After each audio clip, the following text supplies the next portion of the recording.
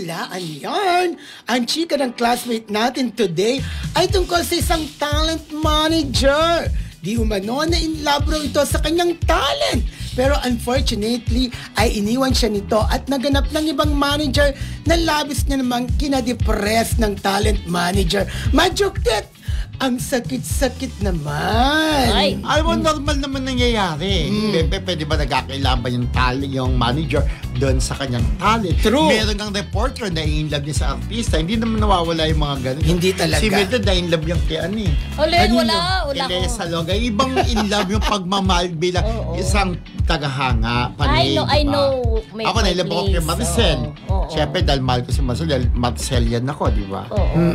Pero tama ka, may mga talagang nai-inlove talaga sa mga artista, no? O, hindi mo iiwasan So, pagka naging close. At itong talent manager na ito, talagang nahibang siya sa kanyang talent. Kaya naman sobrang sakit ng iniwan siya. Pero 'di ba, wala naman nangyari, hindi siya pinatulan. Kumbaga ang gusto lang nitong talent ay talent manager relationship, 'di ba? Nakakalungkot lang, 'di ba? Sigurado ka? Hindi bumigay.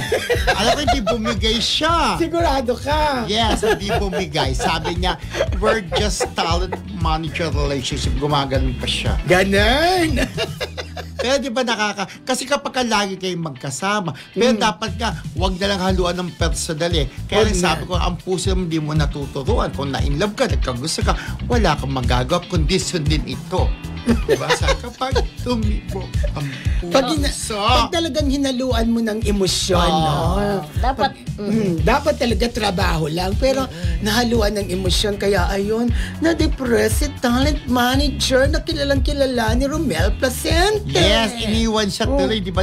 Teka muna, ba't ka may love sa akin? Baka yung trabaho na lang natin, ang asikasuhin mo, huwag yung pagmamahal o yung emosyon na nararamdaman mo Pero sa ang gwapo naman kasi nitong si talent Sobrang gwapo. kung baka kanya in love yan, BFF, di ba? Kaya kahit na sino may in love sa talent na ito. Ang dami ng babae nagkagusto sa kanya. Ay, di ba? sinabi mo pa, alam na. beauty queen, isang Yes. medyo may edad na actress. Ay, kalbo. Ano pa ba?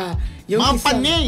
May panay din nakakagusto. Yung isang sexy star na ano din sa kanya. Ay, naku. Kasi ang gwapo naman Ang talaga. gwapo niya talaga. Ang ganda ng katawan, ang tangka, di ba? True, lalo. I love, lababo talaga siya. Mahulaan kaya ito ng ating kumaring si Marcelita ng UK? Kaya ni At saka ni Marcelita. Ate Carmen Dulalas? Yes, Ate Carmen, pagaling ka po at sa Marcelita ng UK. Kayo po, mag-comment lang po kayo sa comment section. Yes. Kung sino po tinutukoy namin na in love ang isang talent manager sa kanyang talent, kaya iniwanan siya dahil ayaw niyang patulan ito. Masakit sa tao. Parang ano lang, pare. Mahal mo ba ako? Mahal mo raw ako. Mahal mo raw Hindi, ako. correct eh. Mahal mo raw ako. Pero hindi kita mahal. Mahal siguro, ibang level ng pagmamahal. Yung pagmamahal bilang manager lang, yung respeto nandoon. Pero yung romantic, wala. Wala.